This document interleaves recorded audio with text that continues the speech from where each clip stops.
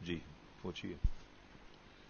کیا اعلیٰ حضرت اور اشرف علی تھانوی ایک ہی استاد کے شاگرد ہیں اور کیا انہوں نے ایک ہی مدرسے سے تعلیم حاصل کری ہے؟ بالکل صحیح بتایا آپ نے. کسی شخص نے کہا نا جھوٹ بولنے کے لیے طریقے کی ضرورت ہوتی،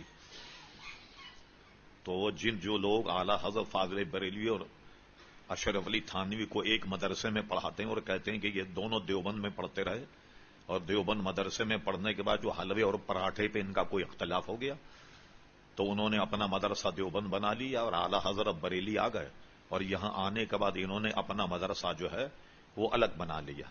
اب سنیے، اعلیٰ حضرت فاضل بریلوی کی پیدائش ہے 1272، سن عیسوی کے اعتبار سے ہے 1856.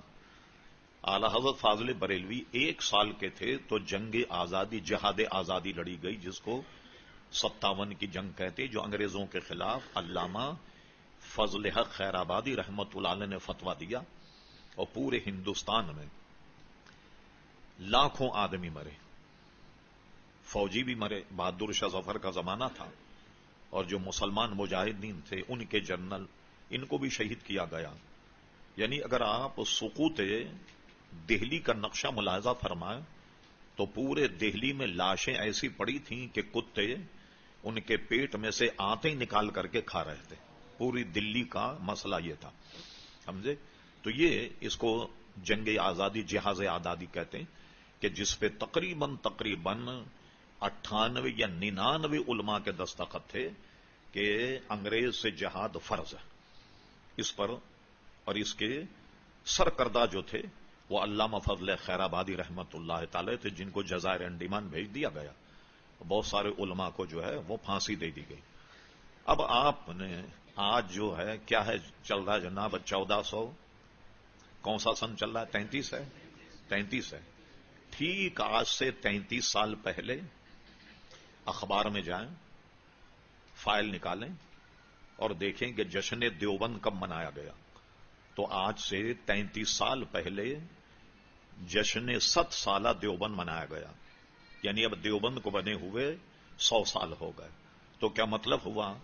دیوبند کا سنگ بنیاد رکھا گیا 1300 ہجری میں، 1300 سال 1300 ہجری میں رکھا گیا. ٹھیک، جب یہ مان لیا آپ نے، اور یہ خود ریکارڈ میں ہے کہ سنگ بنیاد دیوبند کا 1300 ہجری میں رکھا گیا اور اسی لیے 1400 ہجری کو اس کا 100 سالہ جشن منایا گیا، جسے منائے ہوئے بھی آپ 33 سال ہو گئے. اور یہ بھی بہرحال بڑا عجیب و غریب مسئلہ ہے کہ سارے دنیا بھر کے مولوی جمع ہوئے اور یہ اللہ کی طرف سے عذاب تھا.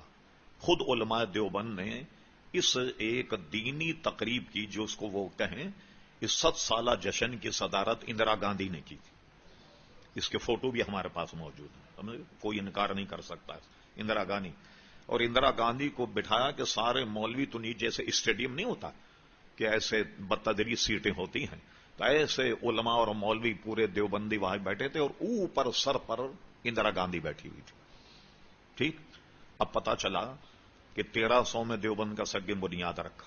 اب سنیے، اعلی حضرت فاضل بریلی 1272 کو پیدا ہوئے اور 14 سال میں ابھی 2 مہینے کم تھے تو سب سے پہلا فتویٰ لکھا حرمت رضا. 1272 میں آپ 14 سال اور ملا لیں تو کیا ہو گیا؟ 1386. 1286. ٹھیک ہے، 1286 کے بعد فاضل بریلوی میدان میں آئے، فتویٰ نویسی شروع کی اور فتویٰ لکھتے ہوئے 14 برس ہو گئے اعلیٰ فاضل بریلوی، تب تو جا کر مدرسے کا سنگ بنیاد رکھا گیا. اب لوگ جو ہیں وہ گویا 14 سال یہ ہو گئے اور 14 سال وہ 28.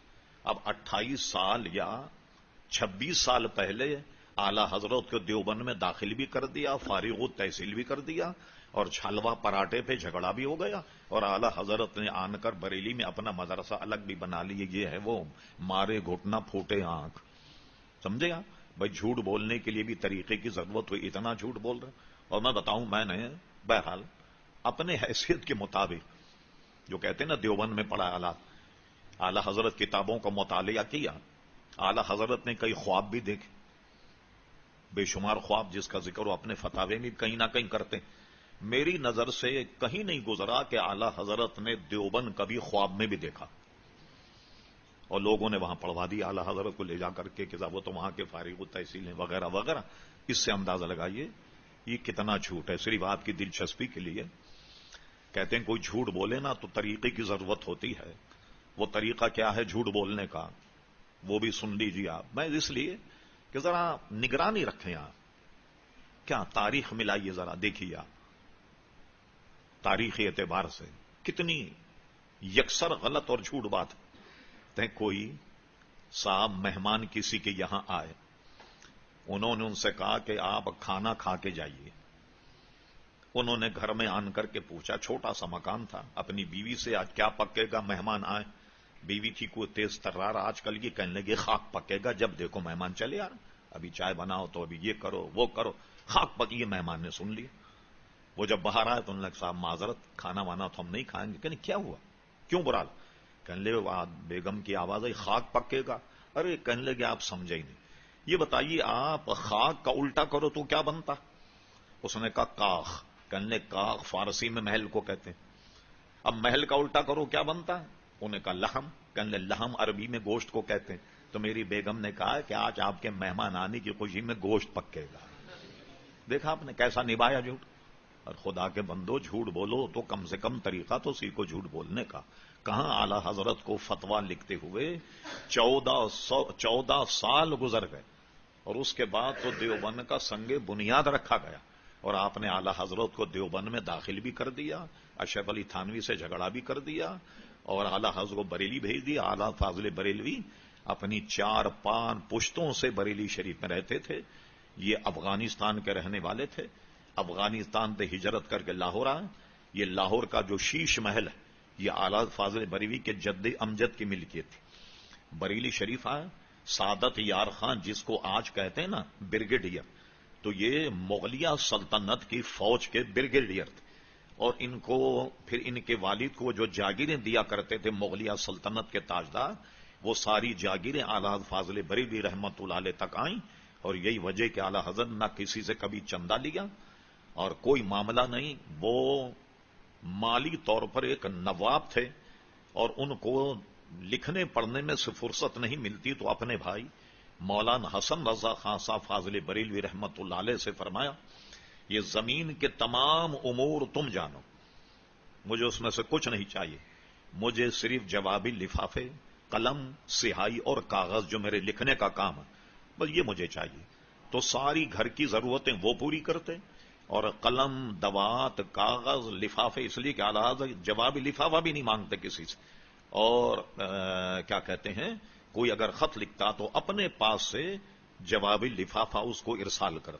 فتح رضویہ میں ایک جگہ بھاولپور ایک ریاست بھاولپور کے نواب صاحب نے عدالتی امور میں کچھ اعلیٰ حضرت سے رجوع کیا جو فتح رضویہ میں موجود ہے.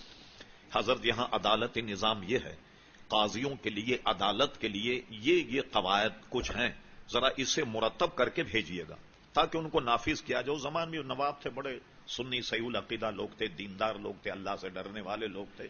کچھ قواعد اور ضوابط آپ مرتب کریں یہاں کی عدالت کے لیے. ساتھ ہی نواب صاحب سے یہ سہو ہو گیا. آخر میں لکھا کہ جو معاوضہ ہو وہ بھی بیان کر دیجیے.